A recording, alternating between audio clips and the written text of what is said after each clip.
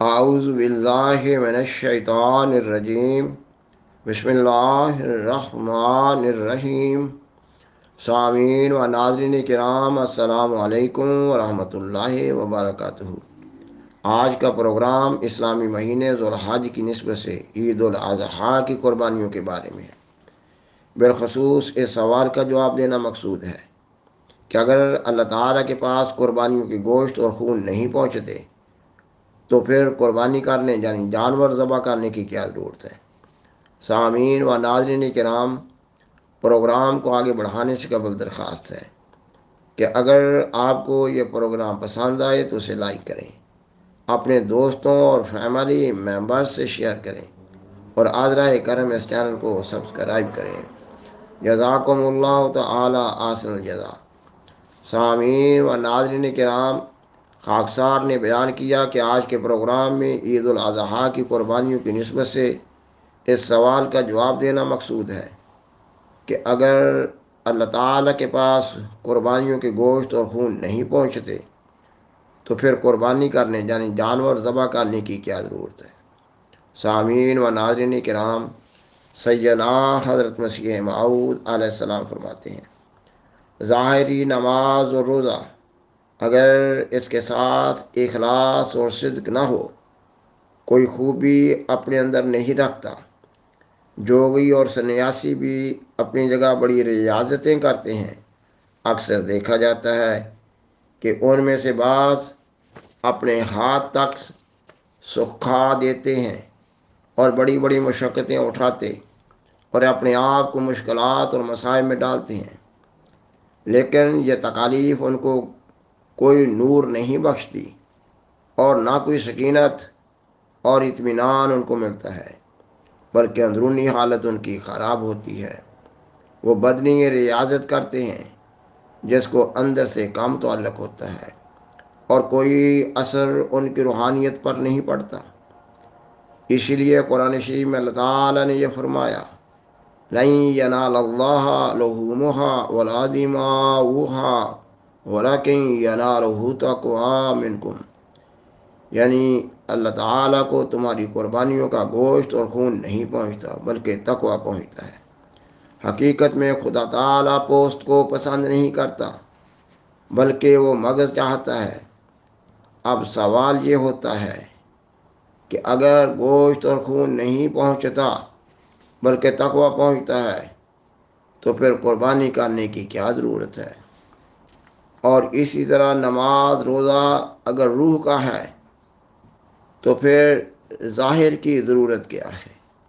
اس کا جواب یہی ہے کہ یہ بالکل پکی بات ہے کہ جو لوگ جسم سے خدمت لینا چھوڑ دیتے ہیں ان کو روح نہیں مانتی اور اس میں وہ نیاز مندی اور عبودیت پیدا نہیں ہو سکتی جو اصل مقصود ہے، اور جو صرف جسم سے کام لیتے ہیں، روح کو اس میں شریک نہیں کرتے، وہ بھی خطرناک غلطی میں مبتلا ہیں۔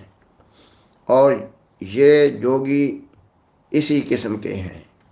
روح اور جسم کے باہم خدا تعالیٰ نے ایک تعلق رکھا ہوا ہے۔ روح اور جسم کا باہم خدا تعالیٰ نے ایک تعلق رکھا ہوا ہے اور جسم کا اثر روح پر پڑتا ہے۔ اگر جسمانی اور روحانی سلسلے دونوں برابر چلتے ہیں، روح میں جب عاجزی پیدا ہوتی ہے تو پھر جسم میں بھی پیدا ہو جاتی ہے۔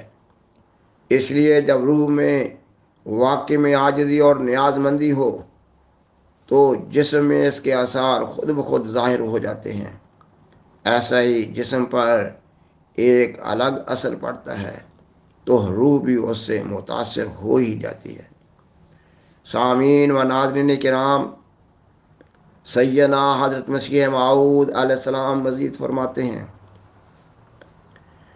خدا تعالی نے شریعت اسلام میں بہت سے ضروری احکام کے لیے نمونے قائم کیے ہیں۔ چنانچہ انسان کو یہ حکم ہے کہ وہ اپنی تمام قوتوں کے ساتھ اور اپنے تمام وجود کے ساتھ خدا تعالی کی راہ میں قربان ہو۔ پس ظاہری قربانیاں اسی حالت کے لیے نمونہ ٹھہرائی گئی ہیں، لیکن اصل غرض یہی قربانی ہے، جیسا کہ اللہ تعالیٰ فرماتا ہے لن ینال اللہ لحومها ولا دماؤها ولکن ینالہ تقوی منکم، یعنی خدا کو تمہاری قربانیوں کا گوشت نہیں پہنچتا اور نہ خون پہنچتا ہے، مگر تمہاری تقوی اس کو پہنچتی ہے۔ یعنی اسے اتنا ڈرو کہ گویا اس کی راہ میں مر ہی جاؤ، اور جیسے تم اپنے ہاتھ سے قربانیاں ذبح کرتے ہو اسی طرح تم بھی خدا کی راہ میں ذبح ہو جاؤ۔ جب کوئی تقوی اس درجہ سے کم ہے تو ابھی وہ ناقص ہے۔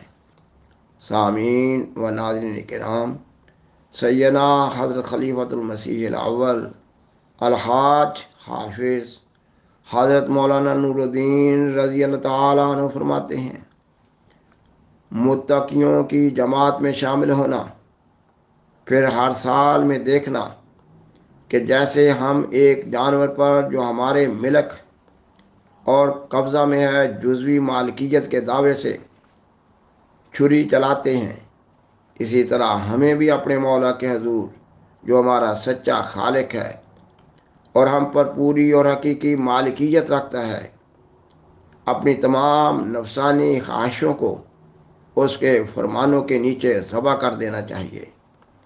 قربانی کرنے سے یہ مراد نہیں کہ اس کا گوشت اللہ تعالیٰ کو پہنچتا ہے، بلکہ اسے ابراہیم اور اسماعیل علیہ السلام کی فرما برداری کا نظارہ مقصود ہے۔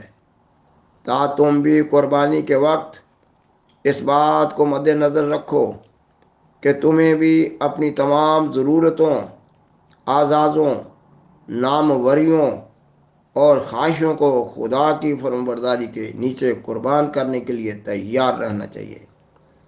جس طرح ان جانوروں کا خون گراتے ہو، ایسا ہی تم بھی خدا کے فرمانبرداری میں جس طرح ان جانوروں کا خون گراتے ہو، ایسا ہی تم بھی خدا کی فرمانبرداری میں اپنے خون تک سے دریغ نہ کرو۔ انسان جب ایسا کرے تو وہ کوئی نقصان نہیں اٹھاتا۔ دیکھو، ابراہیم علیہ السلام اور اسماعیل علیہ السلام کا نام دنیا سے نہیں اٹھا، ان کی عزت و اکرام میں فرق نہیں آیا، پس تمہاری سچی قربانی کا نتیجہ بھی بد نہیں نکلے گا۔ وَلَكِنْ يَنَالُهُ تَقْوَىٰ، تقوی خدا کو لے لیتا ہے۔ جب خدا مل گیا تو پھر سب کچھ اسی کا ہو گیا۔ آپ مزید فرماتے ہیں، معجزوں کی حقیقت بھی یہی ہے۔